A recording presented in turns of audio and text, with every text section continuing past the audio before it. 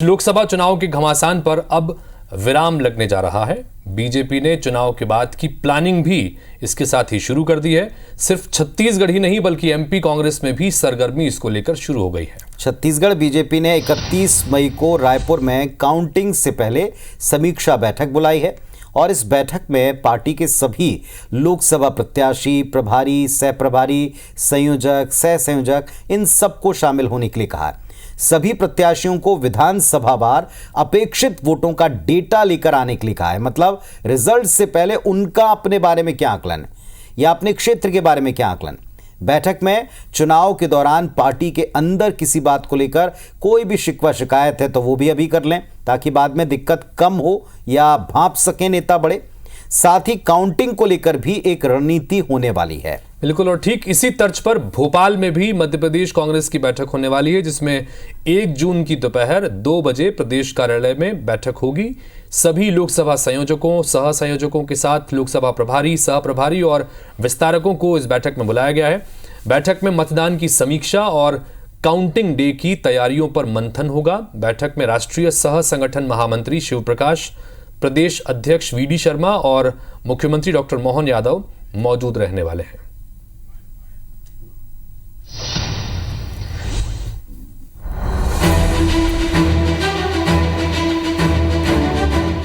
आगामी 4 जून को लोकसभा चुनाव की काउंटिंग होगी। नतीजों को लेकर सभी दलों का अपना अपना दावा है। इन दावों के बीच छत्तीसगढ़ बीजेपी और कांग्रेस दोनों समीक्षा कर अपने अपने दावे को पुख्ता करने में लगे हैं। बात करें छत्तीसगढ़ बीजेपी की तो 31 मई को कुशाभाऊ ठाकरे परिसर में समीक्षा बैठक करेगी। इस बैठक में पार्टी के सभी लोकसभा के प्रत्याशियों, लोकसभा प्रभारी, सह प्रभारी, संयोजक और सह संयोजकों को आमंत्रित किया गया है। सभी प्रत्याशियों को विधानसभावार अपेक्षित वोटों का डाटा लेकर आने को कहा गया है। साथ ही चुनाव के दौरान पार्टी के अंदर के गिले शिकवे भी रखे जाएंगे। पहले हमने समीक्षा की और रिजल्ट जो आया उसके बीच में अनुमान जो प्रत्याशी है या अन्य जो साथ में संयोजक, प्रभारी, संचालक, ये लोग जो है जो अनुमान लगाए थे उसमें कितना नजदीक है।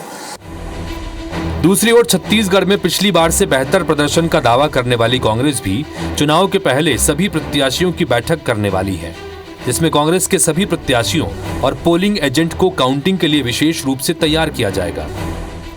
एक बार और 2 बार सारे लेवल पर काउंटिंग से लेकर पोलिंग की 17C फॉर्म से लेकर के हर विधानसभा की जोनवार जो जानकारी है 1-to-1 लोकसभा की तैयारी और उसमें पड़े हुए मतदान, उसके बाद उसकी समीक्षा, ये सब चीज़ें लगभग हो चुकी हैं। यानी काउंटिंग के पहले एक बार अपने सभी प्रत्याशियों से चर्चा कर अपने दावे को पुख्ता करने वाली है। 4 जून को जब नतीजे आएंगे तब साफ होगा कि किसका दावा दमदार साबित हुआ और किसके दावे की हवा निकली। राजेश मिश्रा, IBC 24, रायपुर।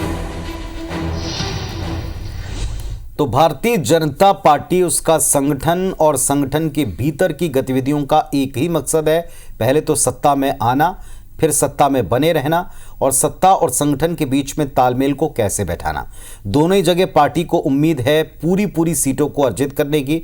मिशन 40 इसी मध्य भारत को लेकर बीजेपी ने तय किया है और उसके पहले कवायद है कि सब अपना अपना फीडबैक लेकर आए और ये रियल टाइम फीडबैक के साथ मैच करे या डेटा के साथ मैच करे, इसकी पूरी तैयारी है। लगता है कि इसका असर भी होगा। हाँ, और इसके साथ साथ क्योंकि ये तैयारियों के साथ साथ उन तमाम गिले शिकवों पर भी बात होगी कि चुनाव प्रचार अभियान के दौरान कहां किस तरह से कहीं भीतर खातियों ने परेशान किया या कहीं पर चुनौतियों का सामना करना पड़ा, तो वो सब बात भी होगी। यानी कि वो सारी बातों को छोड़कर अब कैसे 4 तारीख की तैयारियों में आगे बढ़ना है उसकी पूरी रणनीति पर बात होगी। लगता भी ऐसा कि 4 के बाद में सीधे तौर के ऊपर सत्ता पक्ष की जिम्मेदारियों को दोनों स्टेट में निभाना है, इसलिए उस पर समय जाया नहीं हो, उसकी भी तैयारी।